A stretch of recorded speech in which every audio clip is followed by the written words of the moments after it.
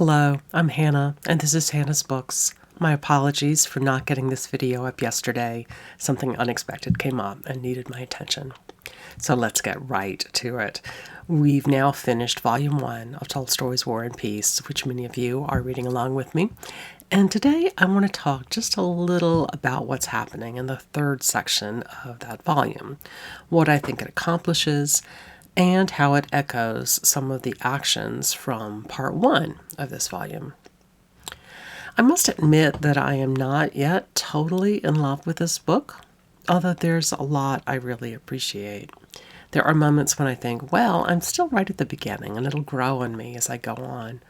But actually, we've already read more than 300 pages. Still, I feel like we're just getting started. So what do you think? Have you fallen in love head over heels with Tolstoy yet? In part 1 of Volume 1, we saw a variety of parties and family gatherings. And in part 3, we see an echo of that. I was thrilled to see my favorite character so far, Pevear, come back on stage. And where do we see him? At a party hosted by Anna Pavlovna, the same person who hosted the party that introduced the book. There, Pevear looked out of place, unsure of how to behave.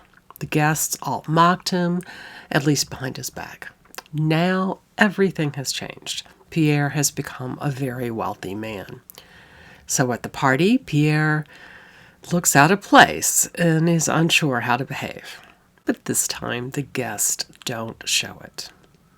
Prince Vasily and Anna Pavlovna even try to set him up with the prince's daughter, Helene. And they are quite cunning, basically convincing everyone that Pevear and Helene are already engaged, including Pevear himself. And of course, after Anna's party, what comes next? A name day party, this time for Helene, where the romance is sealed. When I talked about the name day party in Chapter 1, I mentioned that I felt like the slightly unexpected dance partners involving Pevear was a hint about what was to come. After seeing what happens in this name day party, I'm even more convinced. In fact, my very favorite scene in this volume is when Pevear is totally taken by Helene's great beauty, even though he had always thought of her as stupid before. Let me read a bit that almost sounds like it could come from a steamy but somewhat tongue-in-cheek romance novel.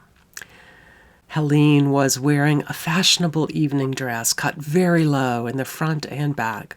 Her bosom, which had always seemed like marble to Pevear, was so close to his short-sighted eyes that he could hardly miss the vibrant delights of her neck and shoulders, and so near his lips that he was only a few inches away from kissing it all. He could sense the warmth of her body, the aroma of her perfume, and he could hear the slight creaking of her corset as she breathed. What he saw was not marble beauty at one with her gown. What he saw and sensed was the sheer delight of her body, veiled from him only by her clothes. I'm eager to go read this passage in other translations. Basically, he's just realized she's naked underneath her clothes. Honestly, it's a totally eye-rolling scene that concludes this way.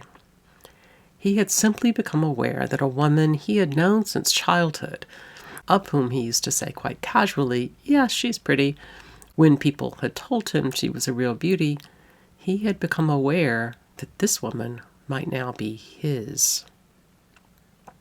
I mentioned before that my spouse David kept mentioning moments that had a real Jane Austen flavor.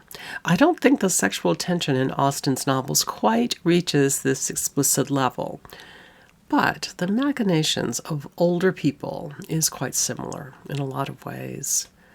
Do any of you who have read a biography of Tolstoy or something know if he had read her novels? Let's put Pevear away for a moment and go on. Prince Vasily is also trying to marry off his playboy son, Anatole, host of that fraternity party in part 1 where they all got drunk and tied a bear to a policeman. The logical target? Well, Prince Andrei's devoutly religious sister, Maria, the sister who gave her atheist brother a religious icon to wear into battle. And here the tables are turned. Maria, despite the fact that she worries it might not be quite proper, thinks Anatole is beautiful. One of the things I really love when I'm reading is when I notice characters who are mirrors of one another in some way, or situations that are parallel. Tolstoy's book is brimming with them. I've just mentioned a few here. The two-party scenes in Chapter 1 are sort of repeated here in Chapter 3, but with different outcomes. And they're two different mismatched couples who were taken in by physical desire, despite their reservations. And there are more behind and more to come. Well, personally, I was thrilled to be back in the peace scenes, where the conversation is about the tactics and strategies of the drawing room rather than the battlefield. Halfway through this part, though, we head back to war. And here we have two characters played against each other in a way that's quite powerful. Andrei, Maria's brother, and Nikolai, Natasha's brother. Last week, I talked about Andrei's struggles with the desire to be a hero, or rather to be seen as a hero.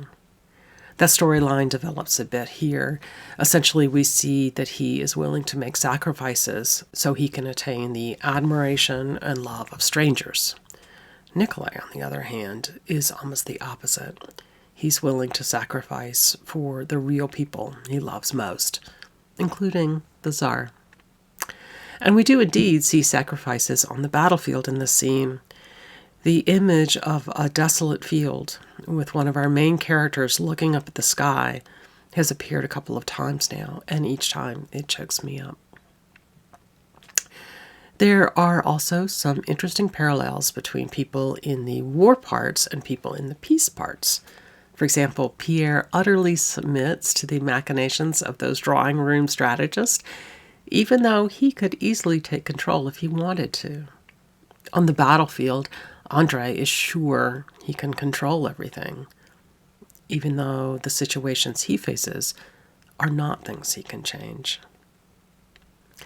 So, now we've finished Volume 1. I'm looking forward to talking about the start of Volume 2 next week, reading both Parts 1 and 2 of it, which combined are just slightly longer than the sections we've read so far. Thank you all for joining me today, and special thanks to those of you who are reading along with me.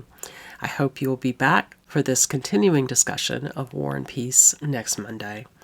And I hope I'll be back before that with a totally different bookish video too.